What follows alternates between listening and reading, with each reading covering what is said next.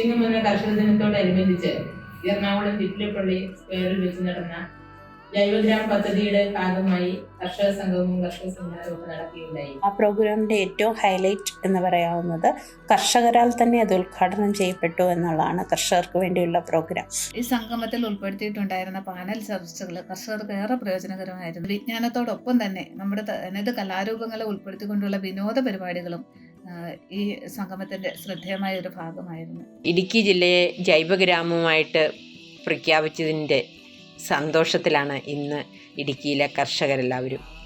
കാരണം സാമ്പത്തികമായിട്ട് പിന്നോക്കം നിൽക്കുന്ന കർഷകർക്ക് ജൈവവളം പകുതി വിലയ്ക്ക് ലഭിക്കുക എന്നുള്ളത് വളരെ അനുഗ്രഹമാണ്. പാണത്തൊപ്പിയും തുവറുമെടുത്ത് നടന്ന കർഷകന് കൃഷിയെ ഒരു വൈറ്റ് കോളർ ജോബാക്കി മാറ്റുവാൻ സാധിക്കും എന്നൊരു പ്രചോദനം ഈ പ്രോഗ്രാമിലൂടെ സാധിച്ചു. അതോടൊപ്പം തന്നെ അവിടെ കിട്ടിയ നല്ല നല്ല അറിവുകൾ എങ്ങനെ ഒരു കർഷകനാകാം അല്ലെങ്കിൽ ഒരു കർഷകയാകാമെന്നുള്ള രീതികളെക്കുറിച്ച് അറിവുള്ള ഉദ്യോഗസ്ഥർ നമ്മൾക്ക് നല്ല രീതിയിൽ തന്നെ ഒരു ക്ലാസ്സുകളെടുത്തു. എല്ലാ കാര്യങ്ങളും വളരെ ഭംഗിയായിട്ട് നടത്തി.